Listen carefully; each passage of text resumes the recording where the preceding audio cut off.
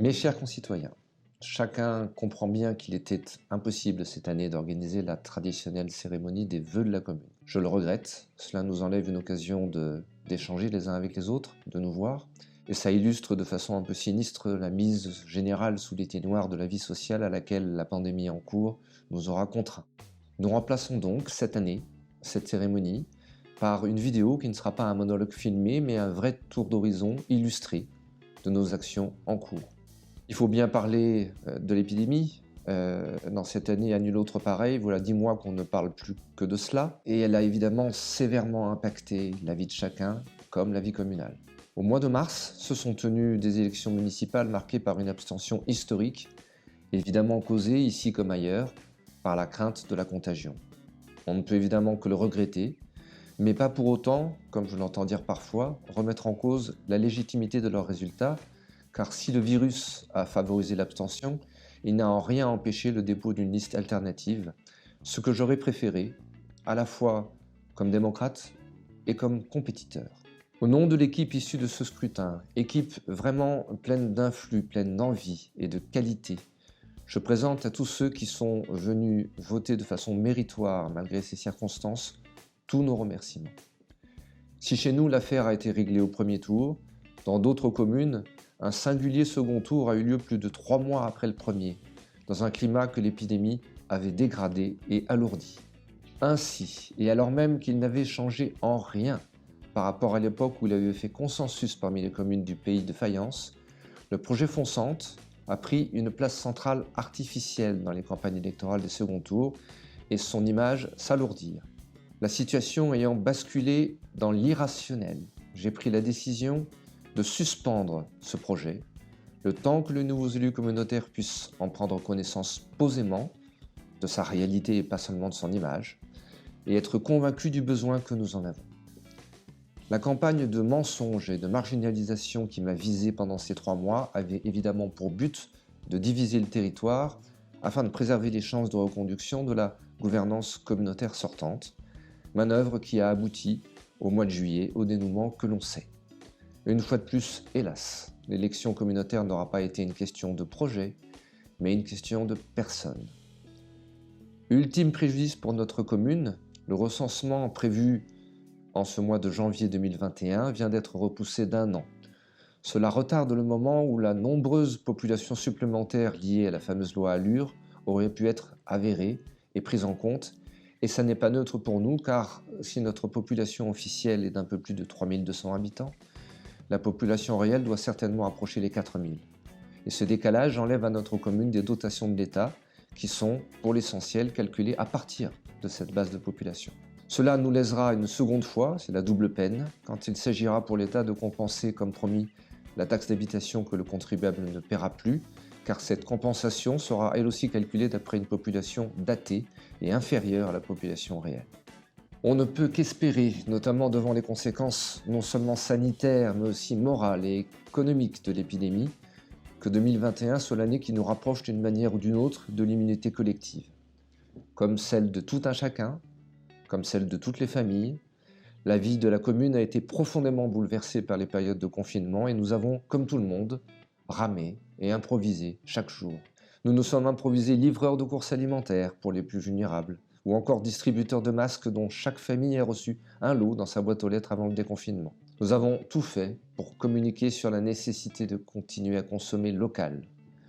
Nous avons instauré la gratuité de la médiathèque et l'exonération de la redevance du domaine public pour nos commerces. Même lorsque la mairie a dû être fermée au public, la continuité des réponses aux appels et la continuité des services publics en général a toujours été maintenue. Les bureaux accueillant du public sont à présent équipés de protections en plexiglas qui s'inscrivent dans le cadre des gestes barrières. Plus largement, nous avons travaillé au quotidien à nous adapter à des protocoles complexes et perpétuellement changeants. Les périodes les plus difficiles ont été malgré tout l'occasion de beaucoup d'initiatives privées positives et de gestes de solidarité. Si le développement effrayant du complotisme est le résultat négatif du virus, les nouvelles solidarités qu'il a su enclencher sont un motif d'espoir pour notre société.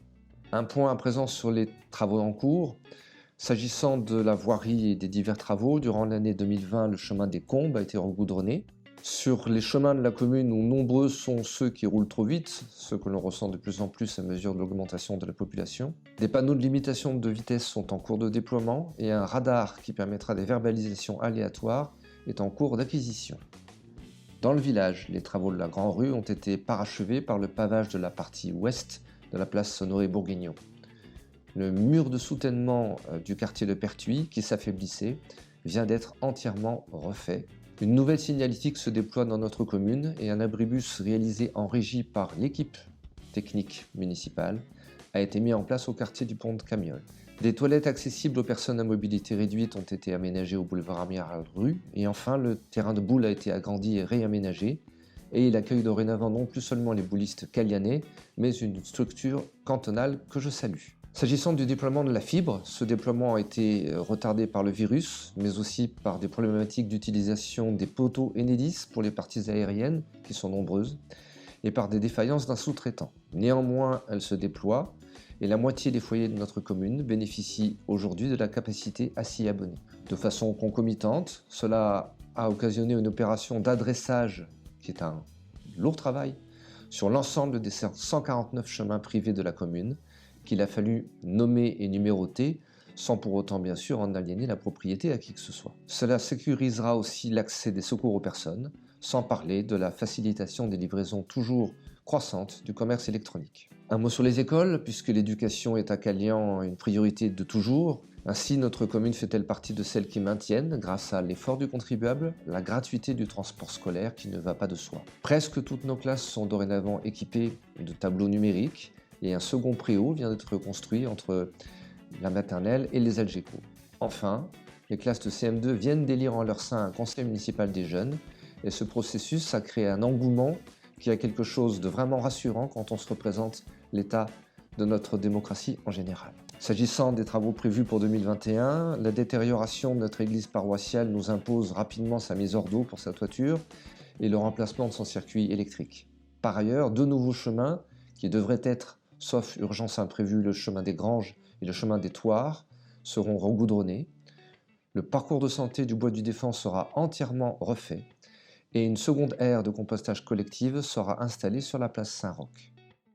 Je voudrais enfin réaffirmer dans ce troisième tiers de mon intervention la mise en œuvre des priorités du mandat, telles qu'elles ont été annoncées au moment de la campagne électorale. C'est d'abord l'urbanisme.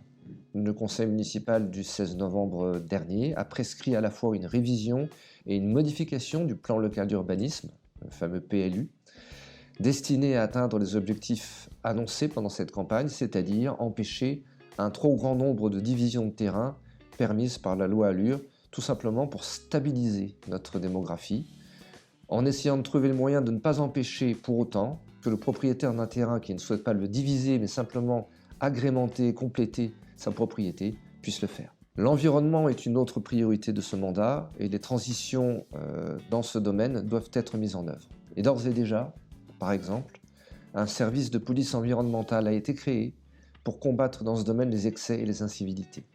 Petit à petit, les points d'apport volontaires sont équipés de caméras destinées à dissuader les dépôts sauvages qui sont un fléau et un déshonneur pour notre territoire. Enfin, la démarche de transition de la cantine scolaire vers une alimentation moins carnée, plus saisonnière, plus locale, avec plus de bio, a été mise en route. Nous avions aussi insisté sur les problématiques d'inondabilité et de ruissellement et de réseau pluvial. Dans deux quartiers déjà, route de Saint-Césaire et chemin des Graous, des études hydrogéologiques ont été lancées auxquelles ont été associés l'ensemble des riverains. Ce processus se poursuivra jusqu'à la détermination des travaux nécessaires, parfois sur des terrains privés, d'où la difficulté de l'exercice, dès que le contexte sanitaire sera compatible avec l'organisation des réunions publiques nécessaires et qui vont avec. Nous enchaînerons ensuite sur le même principe avec d'autres quartiers, notamment au chemin des Morts. Signalons enfin que cette même méthode a déjà permis de régler le problème du bas du chemin de Camiol qui était l'un des points les plus vulnérables de notre commune.